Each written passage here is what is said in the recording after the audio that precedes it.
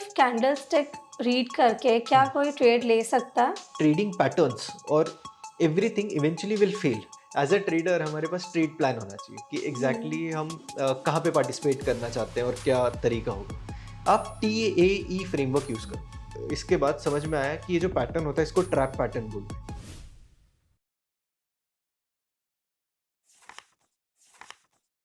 Hi sir, welcome to our podcast. So आपकी journey काफ़ी interesting रही है। You were the dean at Krista school of management and अभी आपने वो स्टेबल जॉब छोड़ के आप फुल टाइम ट्रेडर बन गए।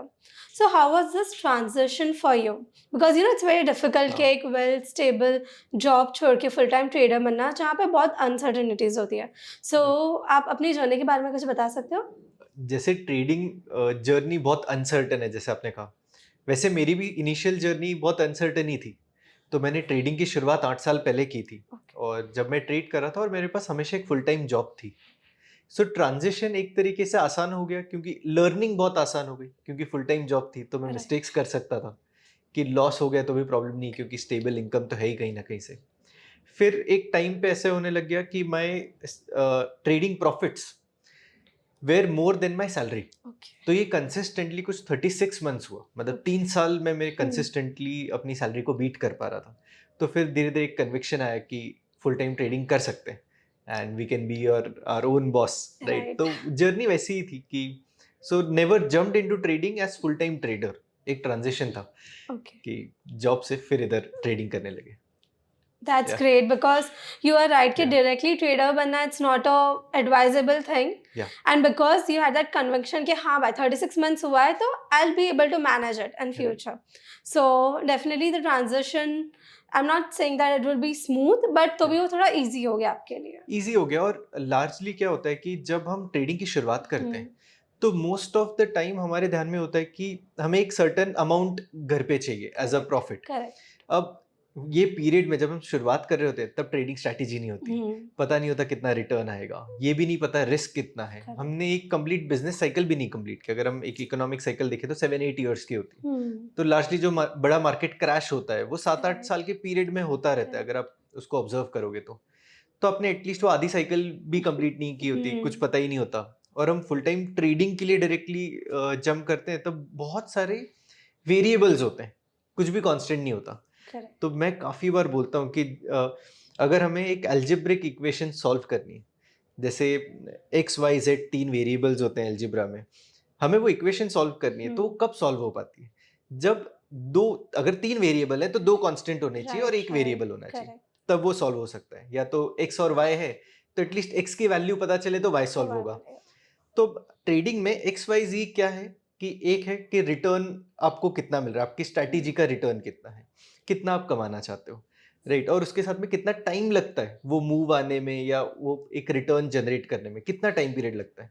ये सारी चीज़ें हमें नहीं पता होती जब हम शुरुआत करते हैं। ये तो ओवर पीरियड ऑफ टाइम हम एक्सप्लोर करते हैं, राइट। तो अब जैसे यही चीज़ जॉब में कंसिस्टेंट है, Correct. आपको पता है इतना एक 30 दिन काम करोगे इतना मिल तो ये जाएगा. इतना तो मिल जाएगा, Correct. राइट। ये ट्रेडिंग में बहुत अनसर्टन है। तो ये जितने भी ट्रेडर्स जो नए हैं और अभी शुरुआत करना चाहते हैं, क्योंकि एस्पिरेशन बहुत है। अगर आप देखोगे तो कोविड फॉल के बाद बहुत सारे लोग आए और एक तरीके से ये मैं पॉजिटिव देखता हूँ क्योंकि मेरी ट्रेडिंग की शुरुआत लार्जली वाज थ्रू अर्ज of generating second source of income. इसलिए ट्रेडिंग इनकम में मुझे वो कॉम्प्लीमेंट कर रही थी, राइट। तो ऐसे करते करते मेरे को लगा कि हो रहा है। तो अभी जो नए ट्रेडर्स आ रहे हैं वो भी इसी थॉट प्रोसेस के साथ आ रहे हैं कि एक सेकेंडरी सोर्स ऑफ इनकम बन जाए, बट वो ट्रेडिंग इतना ज़्यादा इंट्रीगिंग और इतना एक्साइटिंग लगता है कि उनको फुल टाइम करना होता है। Correct. तो मुझे लगता है कि अगर इस पीरियड में अगर वो अपने सारे वेरिएबल्स को कांस्टेंट कर पाए तो डिसीजन बहुत आसान हो सकता है। करेक्ट, बिकॉज आई थिंक ये मिस्टेक सारे न्यू ट्रेडर्स करते हैं। They feel that oh it's easy money, कुछ करना नहीं है, तो let's get into full time trading, and that is the biggest mistake that they make, because वो लोग उसको सेकेंड इनकम के जैसे नहीं, उसको परमानेंट बनाना चाहते हैं बिफोर एक्चुअली इवन नोइंग के अभी प्रॉफिट बना रहे हो डज नॉट मीन कि आप फ्यूचर में भी बताओगे। So it's very important to understand that the strategies that are working right now might not work in other situations. Like COVID के time पे the market already crashed.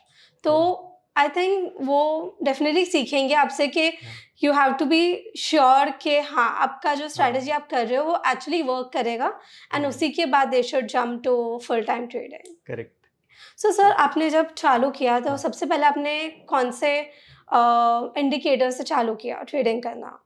So indicator से पहले मैंने शुरुआत की थी कैंडलस्टिक चार्ट ओके से. Okay right, क्योंकि अगर आप देखोगे तो ज्यादातर ब्रोकर्स जो है वो कैंडलस्टिक चार्ट्स देते हैं. राइट. तो मेरी भी ऑब्जर्वेशन हुई थी, वहां से ही निकले. और सबसे पहले मैं अगर याद करूं तो मैं ट्रेड करता था सिर्फ प्राइस को देखते हुए. मैं दिन के 5-6 स्टॉक्स निकालता था और उसमें बिड और आस्क वैल्यू देख देख के मैं प्रेडिक्ट कर रहा था कि प्राइस कहाँ मूव होता है. ओके. शुरुआत मेरी वैसे हुई थी, but it was a disaster. That's not the right way to trade. Right, आप बिड और आस्क वैल्यू देख के क्या कर रहे हो, वो तो एक वैसे भी एक डेटा है जहाँ से ट्रेंड नहीं पता चल रहा. राइट, तो जब मैं एक्सप्लोर करने, मतलब ये पूरी जर्नी को जब मैं एक्सप्लोर कर रहा था कि इसको कैसे साइंटिफिक तरीके से देख सकते हैं, ट्रेड कर सकते हैं, तब मैं कैंडलस्टिक चार्ट्स की तरफ इंट्रोड्यूस हुआ. क्योंकि सारे सॉफ्टवेयर, सारी सब कुछ कैंडलस्टिक के अराउंड बना हुआ है. करेक्ट. तो कैंडलस्टिक्स चार्ट बहुत इजीली अवेलेबल हैं, ब्रोकर टर्मिनल में होता है, काफ़ी सारे सॉफ्टवेयर्स हैं. तो शुरुआत फिर वो कैंडलस्टिक चार्ट रीडिंग से हुई. करेक्ट. काफ़ी सारी किताबें मैंने परचेज की और ये सीखना शुरू किया. और एक इंटरेस्टिंग चीज़ मैं बहुत ऑब्जर्व कर रहा था तब कि इंडियन मार्केट्स, यूएस मार्केट्स, हर एक का जितने भी ऑथर्स हैं, मैंने हर एक मार्केट को रिप्रेजेंट करने वाले जो ऑथर्स थे उन सबकी किताबें ली. ओके. मतलब यूएस मार्केट की जो बुक्स हैं उनको लिया तो यूएस एग्जाम्पल्स पता चले. सो और इनको मैं कंपेयर करते गया कि जापान है तो उधर से जो ऑथर्स हैं उनकी किताबें पढ़ी. तो हर एक इकोनॉमी अलग साइकिल में चल रही थी, तो वहाँ पे पैटर्न्स भी अलग बनते हैं. अगर आप देखोगे तो लार्जर कैंडलस्टिक के पैटर्न सेम होते हैं, बट इकोनॉमी टू इकोनॉमी थोड़े चेंज भी हो जाते हैं. तो ये एक ऑब्जर्वेशन मेरा तब निकला था. Right, but started with candlestick charts. So sir सिर्फ कैंडलस्टिक रीड करके क्या कोई ट्रेड ले सकता है? या और वुड यू सजेस्ट कि उसको किसी और इंडिकेटर्स के साथ पेयर अप करना चाहिए टू गेट अ कंफर्मेशन कि आपका जो ट्रेड आप लेना चाहते हो वो राइट है? राइट. सो कैंडलस्टिक चार्ट्स अपने आप में कंप्लीट चार्ट्स हैं, ठीक है, क्योंकि ये प्राइस को प्लॉट कर रहे हैं. और प्राइस क्या है? मास बिहेवियर है. राइट, मास बिहेवियर कैसे रिएक्ट कर रहा है वो प्राइस में रिफ्लेक्ट हो जाता है, और प्राइस का प्लॉट करने का एक तरीका कैंडलस्टिक चार्ट्स है. तो अपने आप में candlestick is a complete trading system. Right, but सिर्फ चार्ट्स को आप ऑब्जर्व करोगे तो बहुत सारा डेटा हमें रोलिंग बेसिस पे चाहिए होता है. फॉर एग्जाम्पल, अगर रिसेंट स्ट्रक्चर कोई बुलिश स्ट्रक्चर बने, ठीक है, अब लेट्स से एक ट्राइंगल पैटर्न बना है, रेक्टेंगल पैटर्न बना है और उसका ब्रेकआउट आ चुका है तो बुलिश स्ट्रक्चर बना है, बट मुझे उसका एक कॉन्टेक्स्ट की रिक्वायरमेंट है, क्योंकि वो पैटर्न अपने आप में एक कंप्लीट सिस्टम है, मैं उसमें ट्रीट कर सकता हूँ, बट पहले का जो कॉन्टेक्स्ट है वो मिसिंग है. तो कॉन्टेक्स्ट को डिराइव करने के लिए मुझे कुछ एक इन्फॉर्मेशन और सेट ऑफ इन्फॉर्मेशन चाहिए. राइट, मैं लास्ट अगर डेली टाइम फ्रेम का मैं एक चार्ट देख रहा हूँ और लास्ट के 10 कैंडल्स को देख के मैं डिसीजन ले रहा हूँ, तो शायद वो सही नहीं होगा क्योंकि कॉन्टेक्स्ट मिसिंग है. तो वो कॉन्टेक्स्ट को लाने के लिए हम इंडिकेटर्स यूज करते हैं. राइट, तो जैसे एक सिंपल एग्जांपल है मूविंग एवरेज. ठीक है, अगर मैं 200 दिन का मूविंग एवरेज प्लॉट करता हूँ कैंडलस्टिक चार्ट पे, तो मुझे क्या बताता है कि लास्ट 200 डेज में कहाँ पे बाइंग हुई है. ठीक है, तो मूविंग एवरेज अपने आप में एवरेज बाइंग प्राइस बताता है. राइट, अगर एवरेज बाइंग प्राइस के ऊपर अभी करंट मार्केट प्राइस चल रहा है तो वो बुलिश इंफॉर्मेशन है, क्योंकि जहां पे मेजॉरिटी लोगों ने खरीदा है उससे ऊपर है. Right, so indicators are derivative of price. Right, but at the end everything is derived through price only. Right, तो दो स्कूल ऑफ थॉट है. एक स्कूल ऑफ थॉट है ये बोलता है कि सिर्फ प्राइस को देखो, बाकी सारी चीजें का कोई इंपॉर्टेंस नहीं है. दूसरा स्कूल ऑफ थॉट ये है कि आप प्राइस और इंडिकेटर या प्राइस और डेरिवेटिव ऑफ प्राइस दोनों को ऑब्जर्व करो और उसके हिसाब से कॉन्टेक्स्ट निकालो. राइट, सो प्राइस अपने आप में पूरी इंपॉर्टेंट इन्फॉर्मेशन है, क्योंकि आप डाउ थ्योरी, हायर हाइज, हायर वो सारी मतलब ट्रेंड भी आइडेंटिफाई कर सकते हो और आप इंडिकेटर के थ्रू भी ट्रेंड एनालाइज कर सकते हो. सो एज अ ट्रेडर आपको जो चीज सबसे आसानी से हो वो आप करो, क्योंकि मेरा एक मानना है कि ट्रेडिंग अपने आप में थोड़ा सा डिफिकल्ट प्रोफेशन है. राइट, इसको अगर आप खुद अपने आप के लिए भी और डिफिकल्ट कर दोगे तो फिर मामला बैठ नहीं पाएगा. राइट, तो प्राइस अपने आप में रीडिंग इज डिफिकल्ट, तो थोड़ा सा आप आसान कर लो. तो इंडिकेटर अगर आपका जॉब आसान कर रहे हैं तो यूज करने में कोई प्रॉब्लम नहीं है उसमें. सो सर ऐसा कोई इंडिकेटर है that work really well with candlestick? ऐसा कोई पर्टिकुलर इंडिकेटर्स है?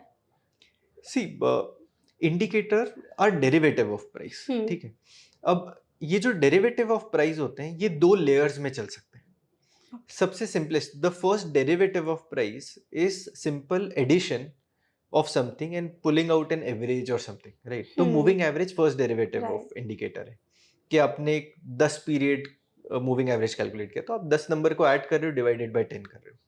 आप इसका ही सेकंड डेरिवेटिव में चले जाते हो तो आपको इसी प्राइस का मोमेंटम मिल जाता है, right?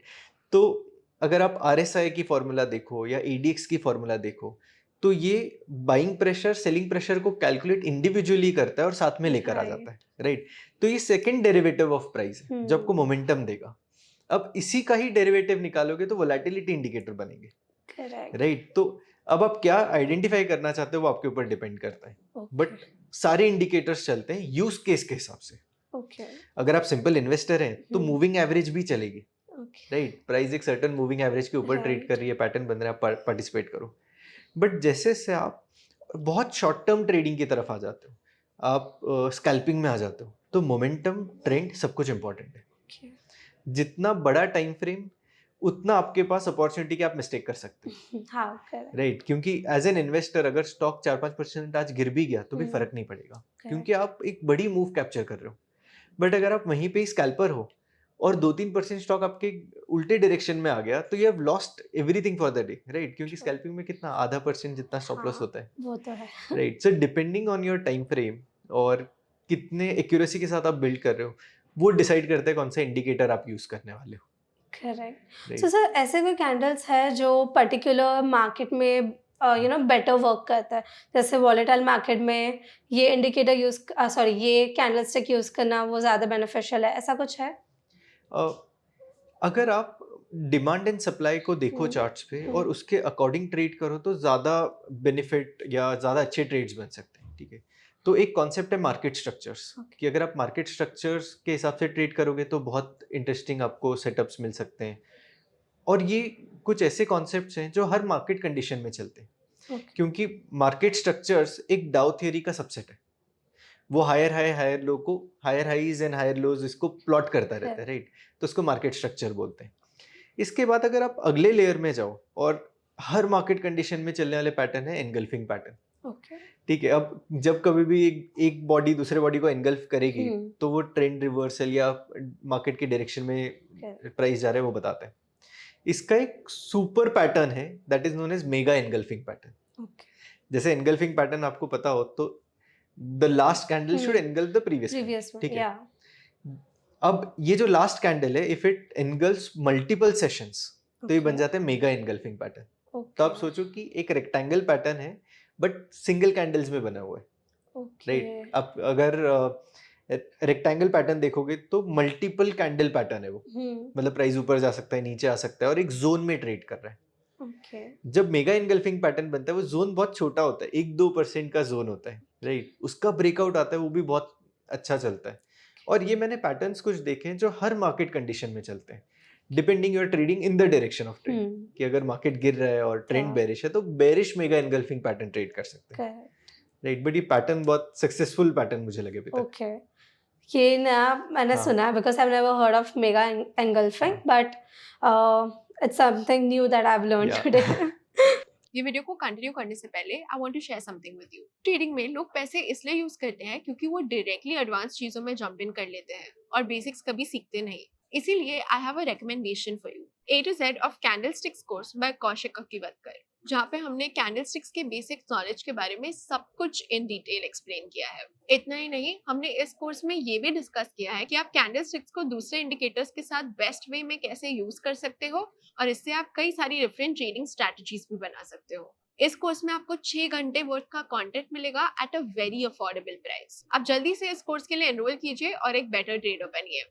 Now let's get back to the video. So sir, as a new trader, it's very difficult कि मैं एक चार्ट बैठ के ढूंढो कि आज ये पैटर्न कुछ फॉर्म हो रहा है कि नहीं ये चार्ट में।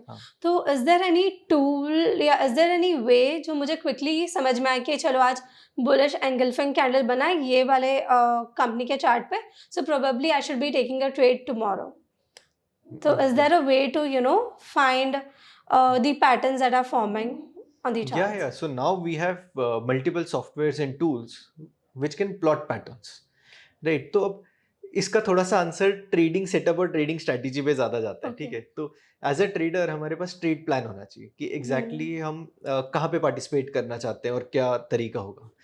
तो ये जो भी पॉडकास्ट देख रहे हैं व्यूअर्स, उनके लिए भी मैं बताना चाहूंगा कि कोई भी ट्रेड सेटअप बनाओ तो सिंपल तरीका क्या हो सकता है कि आप TAE फ्रेमवर्क यूज करो, Okay. ठीक है। ये T stands for trend, Hmm. A stands for area of value, E stands for entry trigger, right. ये बहुत पॉपुलर फ्रेमवर्क है, राइट। मेरा Okay. बनाया हुआ नहीं है, पॉपुलर फ्रेमवर्क ही है। सो ये फ्रेमवर्क क्या बताता है कि आपको हमेशा वो स्टॉक्स में पार्टिसिपेट करना है, वो स्टॉक के ट्रेंड में पार्टिसिपेट करना है। अगर ट्रेंड बुलिश है तो बुलिश ट्रेड लोगे, बेरिश है तो बेरिश ट्रेड लोगे। ए stands for area of value, मतलब कहाँ पार्टिसिपेट करोगे उसकी कंडीशन पहले से फिक्स होनी चाहिए। फॉर एग्जाम्पल कि आपने डिसाइड किया कि जो RSI 60 के ऊपर होगा तब पार्टिसिपेट करेंगे, Hmm. या प्राइस मूविंग एवरेज चैनल के बीच में आएगा तब पार्टिसिपेट करेंगे।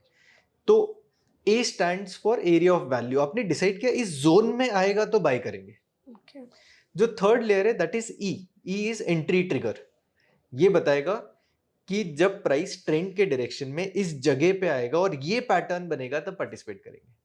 Okay. तो ये आपकी एक स्ट्रैटेजी बन गई, राइट। Okay. अगर आपकी स्ट्रैटेजी रेडी है Hmm. तो आप बहुत सारे प्लेटफॉर्म्स है जहाँ पे ये कोड भी कर सकते हो, Cool. Okay. राइट। तो जब भी पैटर्न बनेगा वो सॉफ्टवेयर आपको चार्ट्स बना के रियल टाइम दे सकता है। Okay. बहुत सारे सॉफ्टवेयर हैं जो फ्री टूल्स हैं। Hmm. अब वहां पे एंड ऑफ डे के एनालिसिस हो सकते हैं, जैसे मैंने बताया मेगा इनगल्फिंग पैटर्न। अब आप Right. सोचो कि price somewhere near the moving average, Hmm. Forming may be price above moving average, forming mega engulfing pattern bullish, वो ट्रेड कर Okay. सकते हैं। तो EOD सेटअप हो गया ये। Right. तो अगर आपने ये कोड कर दिया Hmm. तो बन सकता है, Okay. राइट। तो कुछ प्लेटफॉर्म है, Chartink I guess offers that tool, Correct. Right. आप ये Okay. कोड कर सकते हो उसमें, Right. Right. Right. Okay so वो काफ़ी इजी हो जाएगा बिकॉज इट्स वेरी टीडियस कि आप एक एक हाँ। चार्ट देखो और try to find a pattern so definitely such tools will help the new traders to Yeah. Find the right trading setup for them correct. So I use lot of paid tools. Okay right तो मेरा trade point करके एक tool है which I use, which is a Okay. Paid software. ये सारा वो काम करता है। तो right as a trader and considering this as our business, ये हमारा बेसिक नेसेसिटी है। It's a Right, tool right. That is required, right. ऐसा कोई भी बिजनेस नहीं बना कि जिसमें बिना टूल्स के पैसा बनता हो। करेक्ट अगर आप सिंपल कोई सर्विस इंडस्ट्री, अगर कोई एक फ्रीलांसर है जो वेबसाइट डिजाइनिंग का काम कर रहा है तो उसके लिए टूल लैपटॉप है, राइट। तो कोई भी बिजनेस या कोई भी सर्विस आप ले लो, बिना टूल के काम हो ही नहीं सकता, हाँ वो तो राइट। है अब इवन अगर एक कंसल्टेंट है जो एडवाइस करता है, जिसका काम एडवाइजरी है, तो भी उसको कोई ना कोई टूल चाहिए होगा रिसर्च के लिए। करेक्ट अब क्योंकि ये मैं नॉलेज वाली चीजें बता रहा हूँ। अब डॉक्टर है, डॉक्टर का मेजर काम है prescribing and, but for them also to prescribe something they have to analyse. तो उनके लिए उनका स्टेटोस्कोप और वो सारी चीजें होती है। राइट तो एज अ ट्रेडर हमारे लिए टूल सॉफ्टवेयर कंप्यूटर यही है, डेफिनेटली तो उस पर तो इन्वेस्ट करना चाहिए। राइट वो तो है सो सर अगर कोई इन्वेस्टर हो जो अब चाहता है कि वो ट्रेडिंग करे तो what should be the road map for हम मतलब कहाँ से शुरू करना चाहिए और how to go about with it right. So अगर इन्वेस्टिंग और ट्रेडिंग की अगर हम बात करें तो दोनों में हम इंस्ट्रूमेंट्स तो एक ही ट्रेड कर रहे हैं, राइट। वो इन्वेस्टिंग है तो भी कंपनीज ही है, इक्विटी ही है, बट इसमें अप्रोच बहुत चेंज हो जाता है। जब हम इन्वेस्टिंग करते हैं तो लार्जर फोकस ही होता है कि कंपनी क्या कर रही है, मैनेजमेंट कितना स्ट्रांग है। अब इन्वेस्टिंग में भी दो स्कूल ऑफ थॉट्स हैं, एक है वैल्यू इन्वेस्टिंग, एक है मोमेंटम इन्वेस्टिंग। कि मोमेंटम इन्वेस्टिंग ये बोलता है कि प्राइस को ही देखो और पार्टिसिपेट करो, और वैल्यू इन्वेस्टिंग बोलता है कि वैल्यू ढूंढो कंपनी के अंदर और अगर वो अंडर वैल्यूड है तो पार्टिसिपेट करो, राइट। ट्रेडिंग में बहुत सारी चीज मोमेंटम के साथ रिलेटेड है, क्योंकि आपको छोटे टाइम में एक मूव चाहिए, जो आप मूव कैप्चर कर रहे हो एक डिसेंट क्वांटिटी के साथ, राइट। तो अगर आप मोमेंटम इन्वेस्टिंग कर रहे हो तो बाय डिफॉल्ट आप एक ट्रेडर हो, राइट। और अगर हम थोड़ा सा पीछे आके देखें ना, तो इन्वेस्टर और trader at the end they are trading price. हर कोई, चाहे वो वैल्यू इन्वेस्टर भी है, वो प्राइस को देख के ही अंदर जाता है, प्राइस को देख के ही बाहर आता है। वो यही डिसाइड कर रहे हैं कि अब ओवर वैल्यू हो गया तो निकल जाते हैं। So at the end everyone is trader, सिर्फ टाइम फ्रेम डिफर कर रहा है। कोई 1 मिनट का है, कोई 2 मिनट का है, कोई 10 साल का है, राइट। बट सब ट्रेड ही कर रहे हैं प्राइस को, राइट। सो मेजर इंपॉर्टेंट चीज है कि थॉट प्रोसेस, कि आपकी इन्वेस्टिंग की थॉट प्रोसेस क्या थी। अगर वो मोमेंटम रिलेटेड ही है तो आपको बहुत सारा टेक्निकल एनालिसिस का ज्ञान होगा। हम्म, बट अगर आप वैल्यू इन्वेस्टर हैं तो शायद आपने कॉर्पोरेट रीडिंग्स और वो सब देखते हुए अपनी इन्वेस्टिंग की डिसीजन लिए। अब अगर आपको technical analysis is the first step to become trader, right? ऐसा मैंने हार्डली कोई टूल या टेक्निक देखा है कि आप ट्रेड कर रहे हो without charts, correct, until endless फिर आपके पास इन्फॉर्मेशन आ रही है कि आप एक इन्फॉर्मेशन लेते हुए उसे डिकोड करते हुए एनालाइज कर रहे हो कि प्राइस ऐसे जाएगा। But as a retail market participant we don't have access to inside news की what's happening in the company, so we rely largely on charts कि Correct. प्राइस में सब कुछ रिफ्लेक्ट हो जाएगा। तो प्राइस के बिहेवियर को हम समझते हैं और इस हिसाब से पार्टिसिपेट करते हैं। तो जब भी इन्वेस्टिंग की बात आती है, investing to a trader, the first task is to learn about charts. आपको जो भी चार्टिंग मेथड ज़्यादा अपील करता है वो चार्टिंग मेथड से शुरुआत करो, right? It is just like a subject that you have to read. अब हम स्कूल में भी यही करते थे ना, जो सब्जेक्ट हाँ, ज़्यादा पसंद आता है वो उससे ज़्यादा, शुरुआत करते हैं। करेक्ट, तो प्राइस को रीड करने के लिए भी मल्टीपल चार्ट्स हैं। आपको जो ज़्यादा अपीलिंग लगे कि यार ये समझ में आ रहा है, वहाँ से शुरुआत करनी चाहिए। बट टेक्निकल एनालिसिस को एक बार सीख के फिर हमें मार्केट्स में ट्रेड करने की शुरुआत करनी चाहिए as an investor. Correct. So sir, आपके जर्नी में आपने ऐसे कौन से मिस्टेक्स की है जो आपको लगता है कि न्यू ट्रेडर्स अवॉइड कर सकता है? मैंने मिस्टेक्स तो बहुत किए तो कुछ मिस्टेक्स मेरे को बहुत बार याद आती हैं और ये टर्निंग पॉइंट्स भी थे, इसलिए मुझे याद आती। मुझे याद है एक बार टाइटन का स्टॉक था, ब्रेकआउट दे चुका था। मैं तब 15 मिनट्स का चार्ट ट्रेड किया करता था कि, और आइडिया ये था कि 2-3 दिन मूव देखेंगे और फिर उसको होल्ड करेंगे 3-4 दिन के लिए, मतलब एक स्विंग ट्रेड का सेटअप था। जब ब्रेकआउट आ गया, वो ब्रेकआउट आने के बाद स्टॉक 1.5% ऊपर चला गया, may be in next 15 minutes.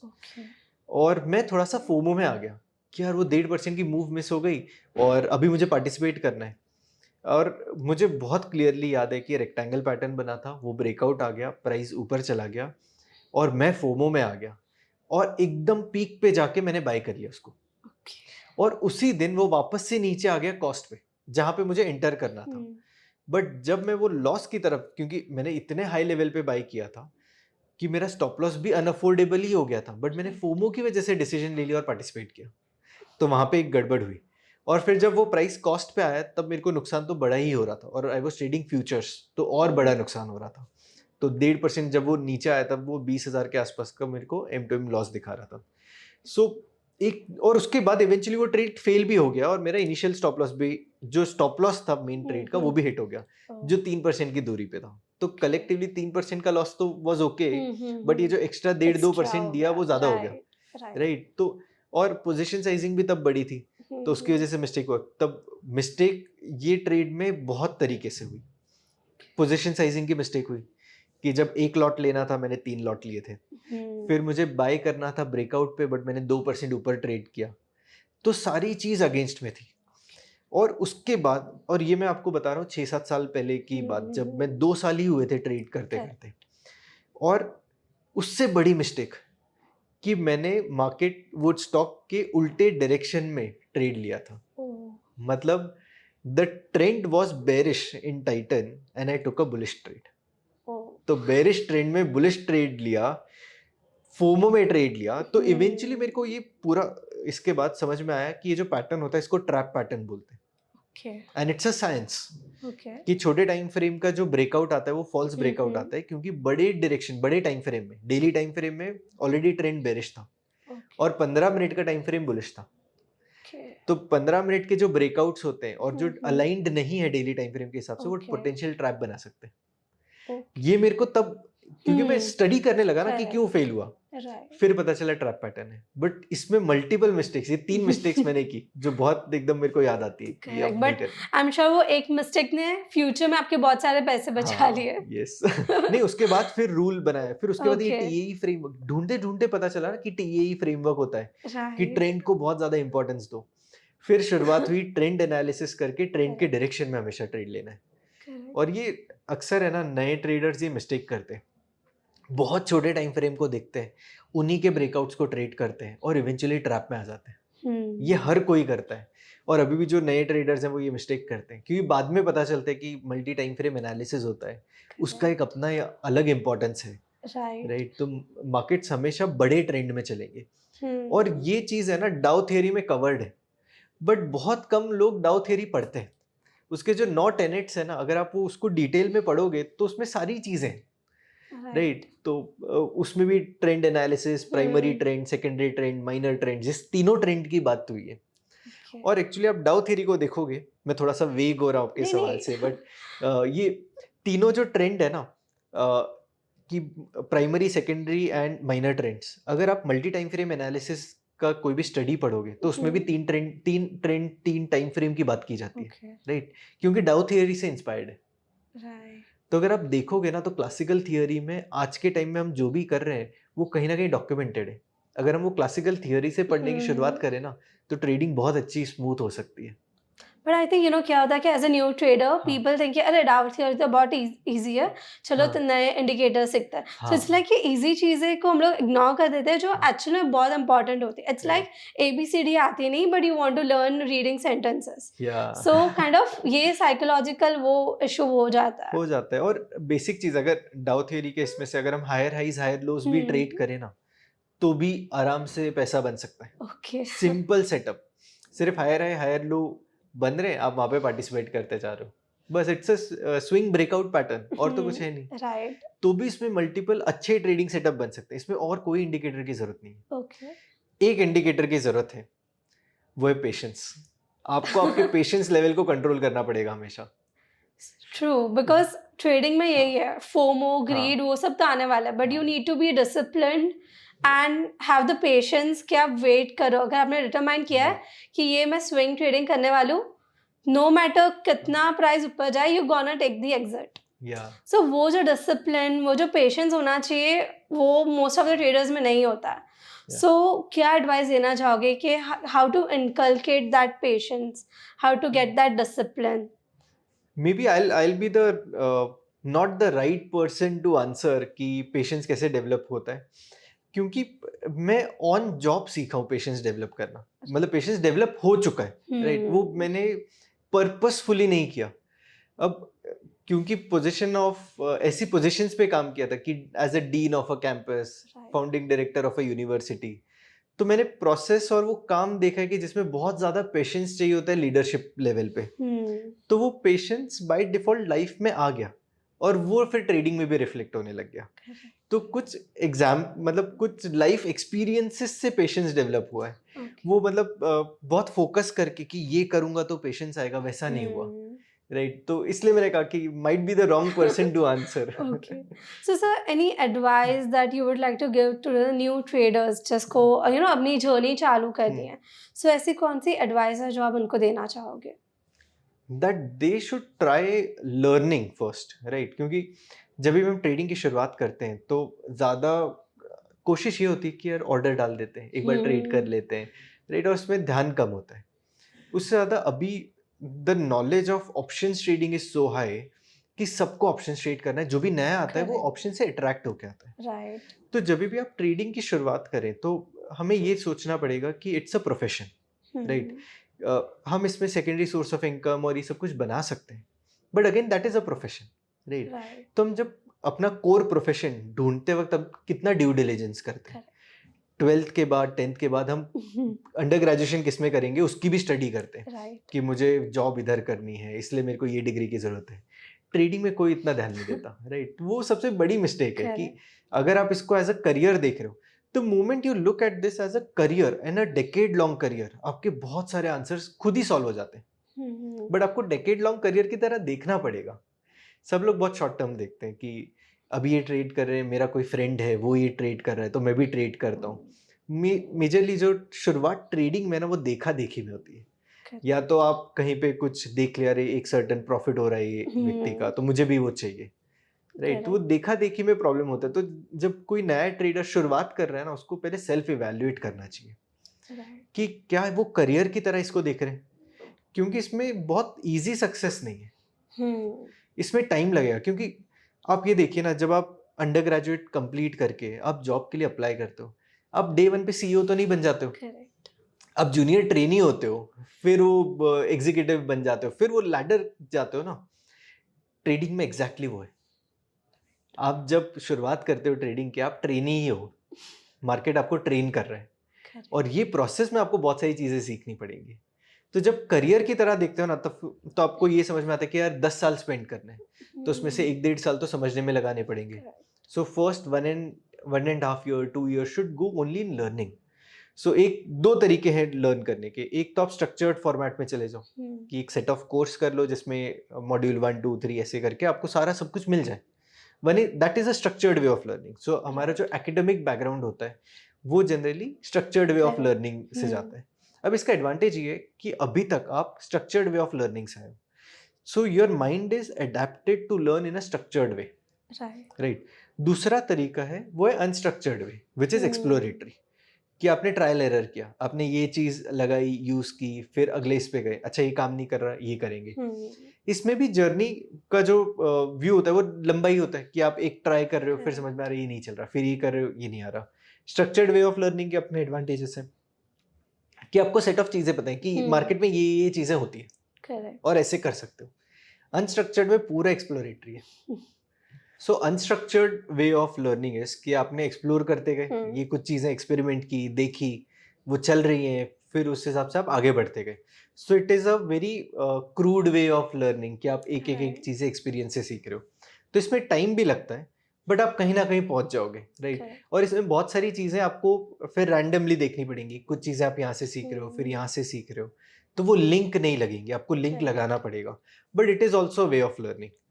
सबसे इंपॉर्टेंट चीज ये पूरे प्रोसेस में, अगर आप अनस्ट्रक्चर्ड वे में जा रहे हो या स्ट्रक्चर्ड, अगर आप मार्केट में पार्टिसिपेट कर रहे हो तो आपको अपनी खुद के थॉट प्रोसेस और खुद के एक्सपीरियंसेस को डॉक्यूमेंट करना चाहिए।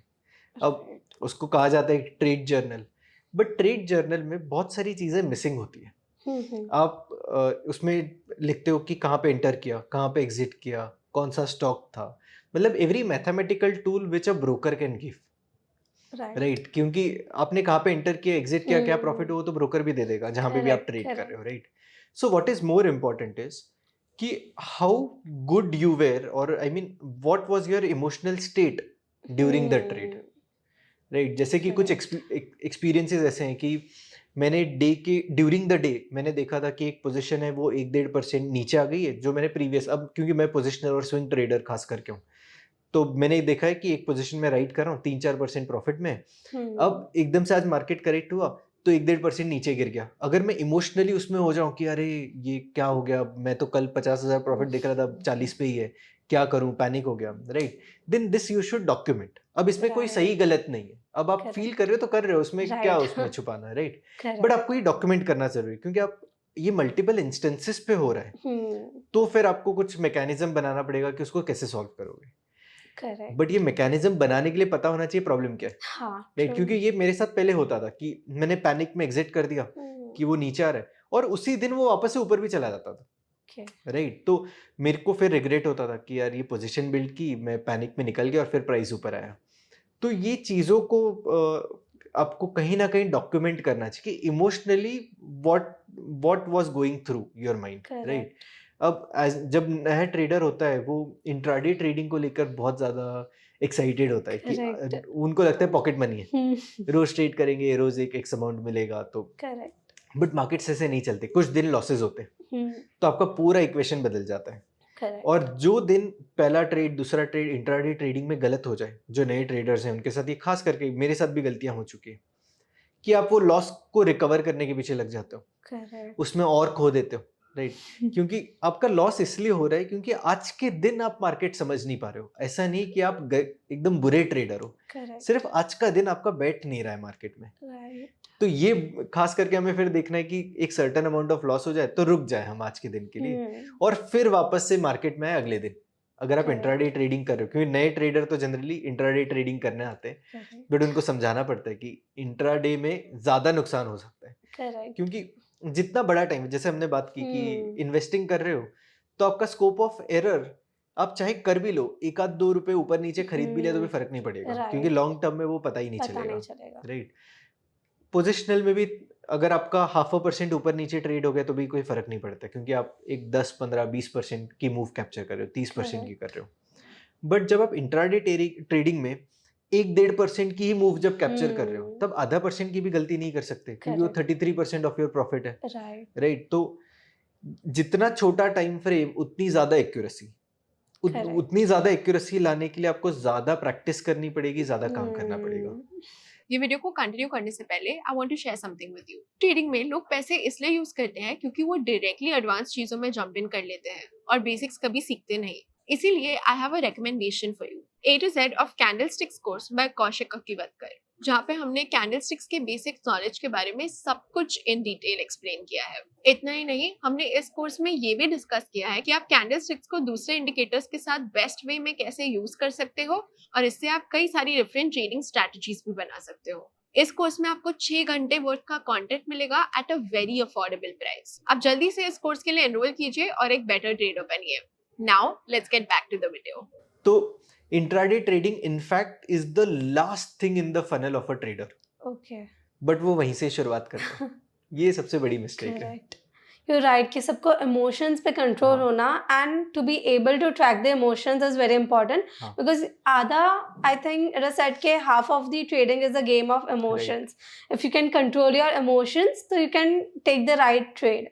या So emotions पे control होना बहुत ज़रूरी है and as a new trader it's important कि आप अपने emotions को track करो so that आपको पता हो कि आप ये greed के लिए कर रहे हो ये trade या FOMO में आके कर रहे हो, हाँ। तो उसके लिए it's very important कि आप अपने emotions को track करो। मेजरली सिर्फ इमोशंस को ट्रैक हम बहुत बास्केट कर लेते हैं कि फोमो हो गया, फियर हो गया, Right. ग्रीड हो गया, बट एक्चुअली ये सारी चीजों का कोर क्या है वो आइडेंटिफाई करना जरूरी है, राइट?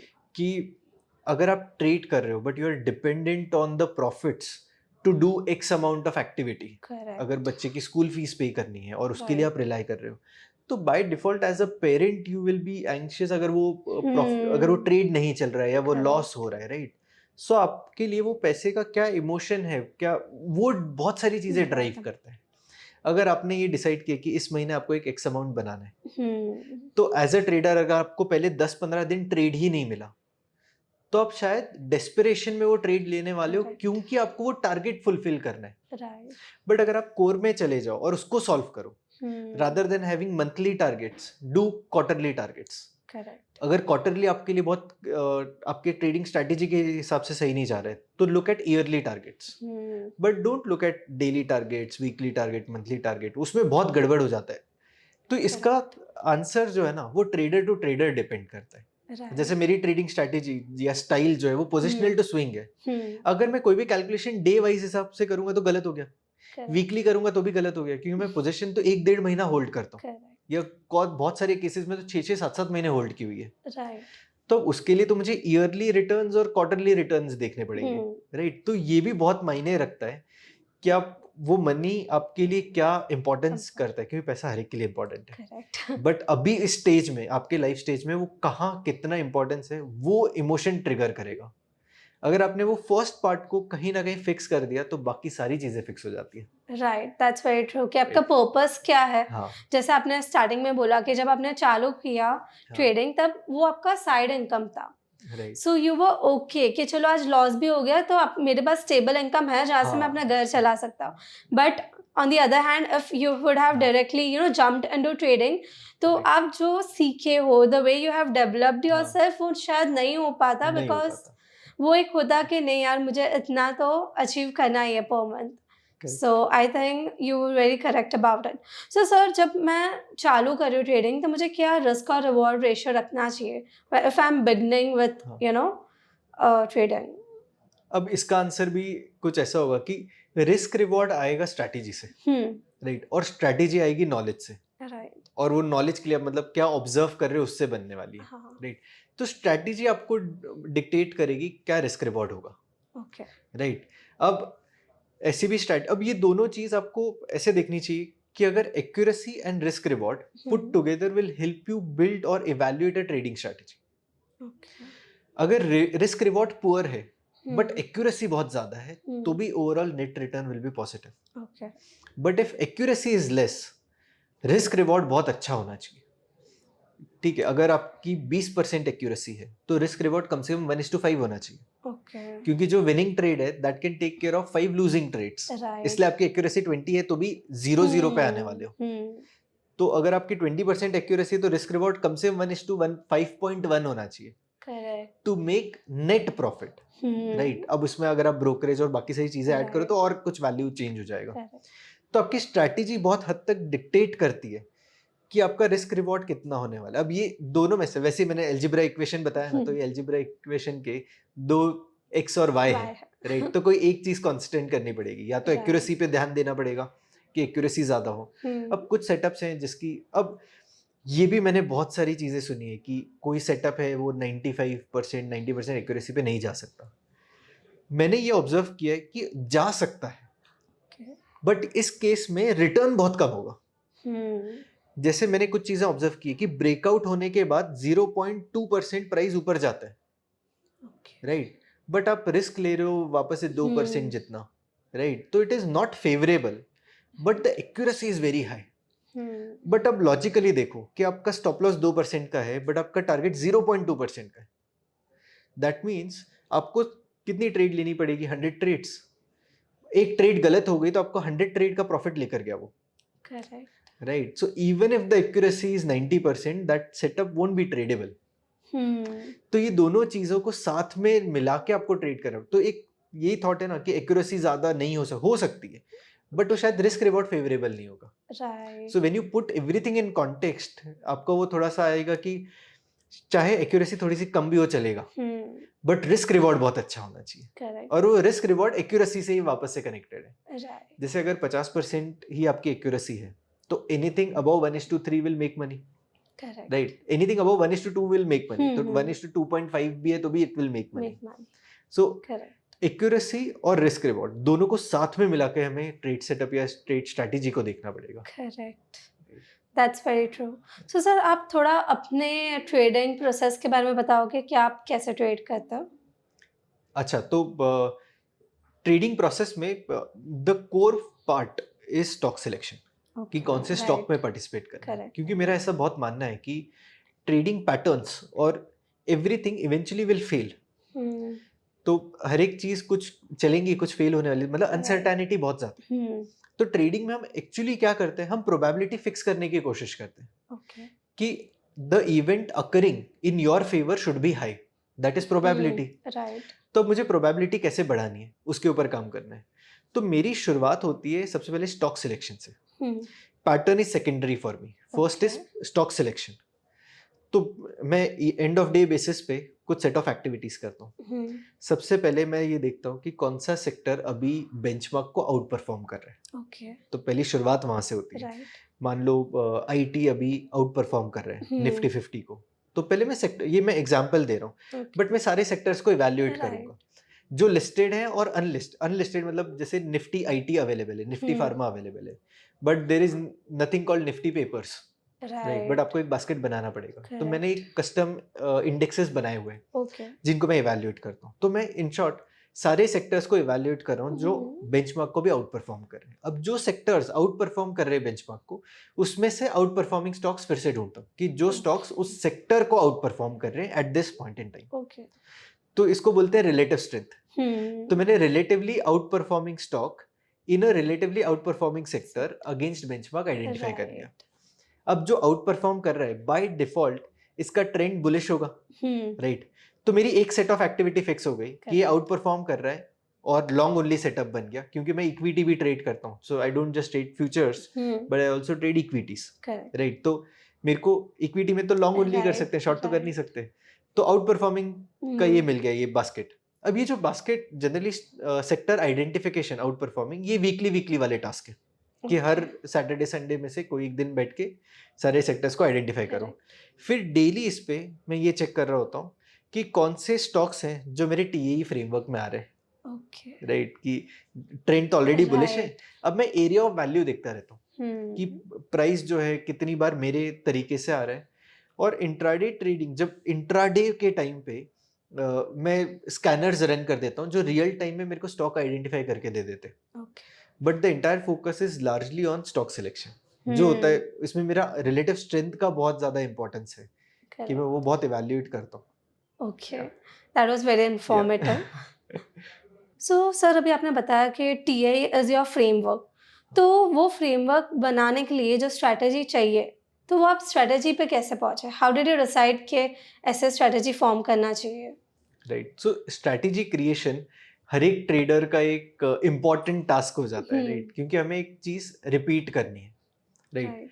अब स्ट्रैटेजी को अगर आप देखो तो it's an observation of a trader okay. कि कौन सा पैटर्न कहाँ पे हम देख रहे हैं तो ज्यादा बार हमें प्रॉफिटेबल ट्रेड्स मिल रहे हैं या event occurring in your favour ज्यादा है, राइट। वो स्ट्रैटेजी बन जाती है।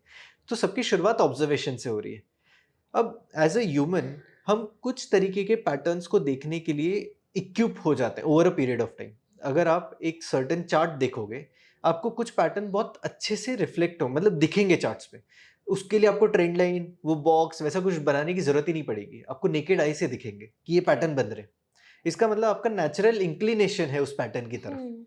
तो अब इस पैटर्न को लेते हुए इसको आइडेंटिफाई करना चाहिए कि कहाँ पे ये सक्सेसफुली चल रहा है, कौन से Right. कंडीशंस में चल रहा है।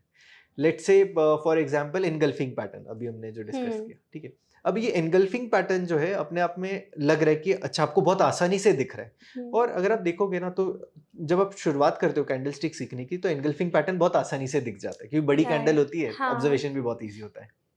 अगर हम ये देखें कि ये एनगल्फिंग पैटर्न कहाँ कहाँ पे सक्सेसफुली चला है, अगर उसकी सेट ऑफ एक्टिविटी या अकरेंस को देखें और कौन से स्टॉक्स पे चला है, हमें दो तरीके से चीजें देखनी है। अगर आप एक स्टॉक स्पेसिफिक ट्रेडर हैं तो आपको ये देखना पड़ेगा कि स्टॉक कौन से ट्रेंड में था और वो चला, और वो क्या कौन से सेक्टर का था।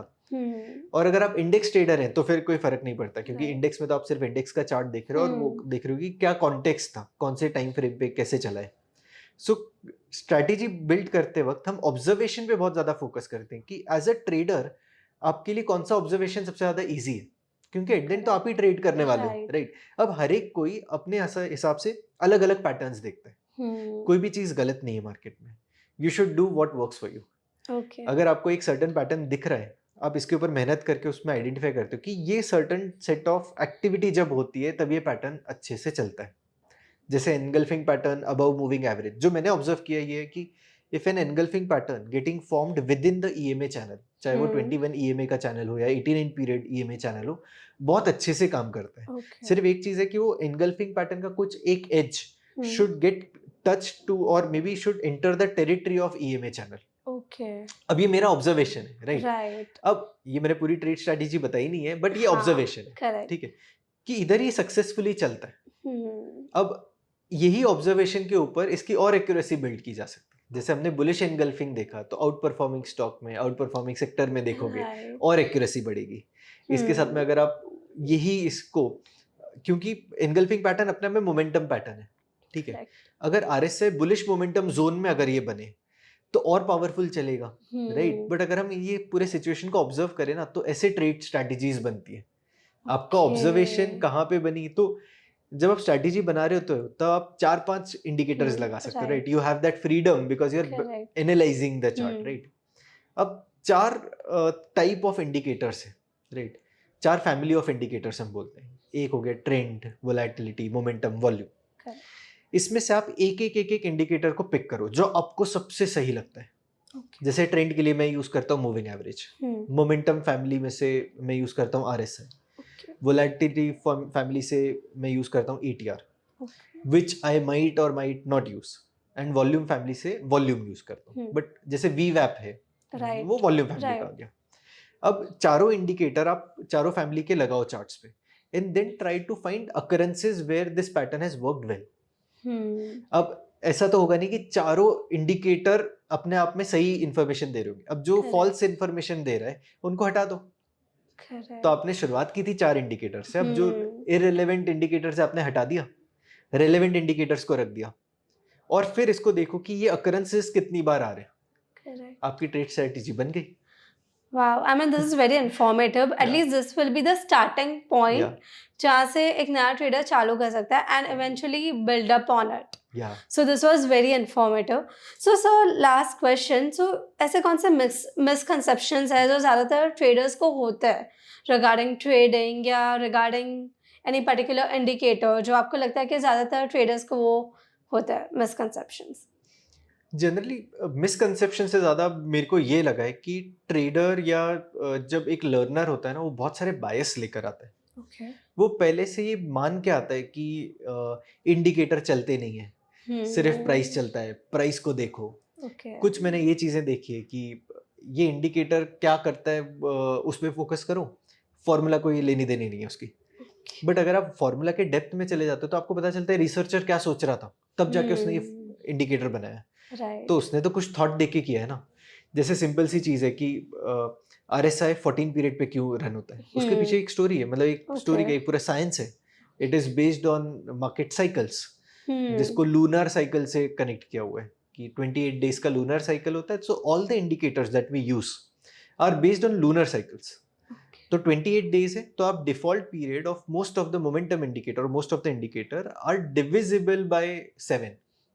तो अगर आप सबसे छोटा टाइम फ्रेम पे देखना चाहते हो तो 7 पीरियड विल बी यूज्ड, फिर 14 पीरियड, फिर 28 पीरियड, फिर 56 पीरियड। वैसे देखते हुए हम इंडिकेटर का डिफॉल्ट, अगर आप इतने डेप्थ में चले जाओ ना, तो आपको ये भी समझ में आता है कि कौन से इंडिकेटर की वैल्यू कब चेंज करनी चाहिए। करेक्ट। हम रैंडमली कर लेते हैं कि RSI 14 है, नहीं 2 पे करो और देखो हाँ। इट विल वर्क थोड़ा इधर। तो ट्रेडर जो है ना, वो बहुत बायसेस लेकर आता है। करेक्ट। मेरा ये होता है कि पहले आप समझ लो इंडिकेटर को, पूरा डेप्थ में जान लो कि ये फॉर्मूला, इधर एक वैल्यू चेंज करने से भी फॉर्मूला में क्या चेंज आने वाला है, correct. And then start implementing it. तो ये मिसकंसेप्शन और बायस, मतलब मैं इंटर रिलेटेड ही देख रहा हूँ कि बहुत ट्रेडर में होता है। Okay, correct. That's true. So let's do a quick rapid fire round. So मैं आपको थोड़े questions पूछूंगी and you have to reply to it एकदम quickly. So first question, Goa की Mumbai, which is the better place to stay? Goa, any time. Okay. आपकी stock market related कोई favorite book या movie? Favourite movie is Wolf of Wall Street Okay. And the short call. ये दोनों movie मेरे को बहुत पसंद है। Okay. So what are your hobbies?